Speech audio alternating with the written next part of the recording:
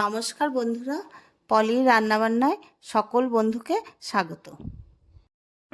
আজকে শেয়ার করছি হাতে মাখা ছোট মাছের বাটি চচ্চড়ি। শীতের সবজি দিয়ে এই চুনো মাছের চচ্চড়ি থাকলে গরম ভাতের সাথে আর কিছু লাগবে না।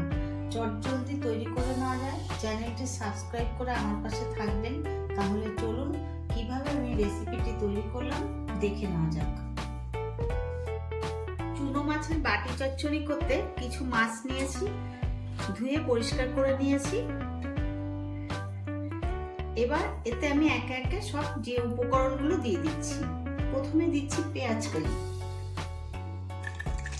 শীতের দিনে এই পেঁয়াজ কালি দিয়ে চুনো মাছের চচ্চড়ি খেতে দারুণ লাগে, ভাতের সাথে আর কিচ্ছু লাগবে না।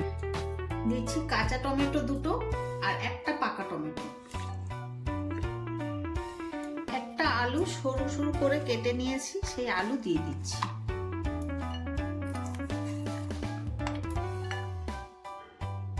এদিকে নিয়েছি একটা বড় পেঁয়াজ ছোট কুচি করে কেটে নিয়েছি, রসুন খানিকটা কুচি করে নিয়েছি, আর কাঁচা পাকা লঙ্কা ছোট টুকরো করে কেটে নিয়েছি, সেটা দিয়ে দিচ্ছি।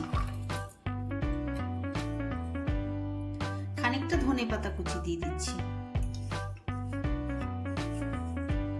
স্বাদ অনুযায়ী লবণ দিয়ে দিচ্ছি। দিয়ে দিচ্ছি হলুদ গুঁড়ো, 1 চামচ জিরের গুঁড়ো, খানিকটা কাশ্মীরি রেড চিলি। দিয়ে দিচ্ছি কাঁচা সর্ষের তেল বেশ খানিকটা। ভালো করে হাত দিয়ে মেখে নেব।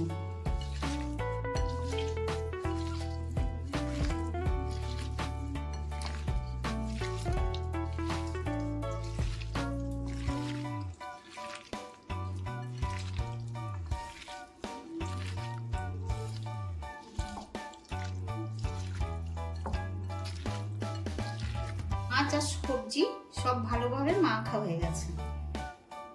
এদিকে একটা কড়াই বসিয়ে দিয়েছি, কড়াইটা গরম হয়ে গেছে। এবার মাখা মাছ কড়াইয়ের মধ্যে দিয়ে দেবো।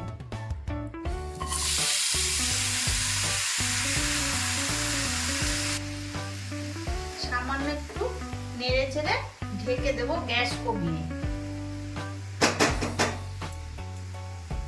5-6 মিনিটের জন্য ঢেকে রাখছি গ্যাস কমিয়ে। 5-6 মিনিট পরে ঢাকনাটা খুলে দিচ্ছি।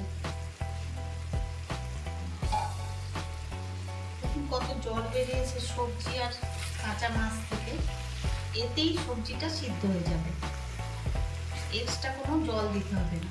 আর আমি তো টমেটো আলু দিয়েছি, আপনারা চাইলে কিছু বেগুনও দিতে পারেন ছোট ছোট করে কেটে। আবার 3-4 মিনিটের জন্য ঢেকে রাখছি। আবারও 3-4 মিনিট পরে ঢাকনাটা খুলে দিলাম।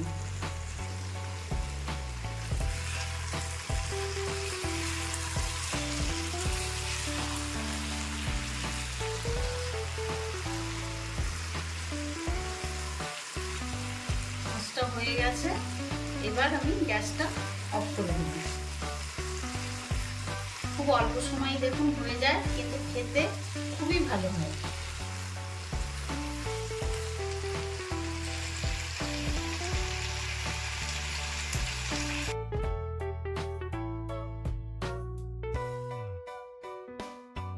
একটা প্লেটে তুলে নিচ্ছি।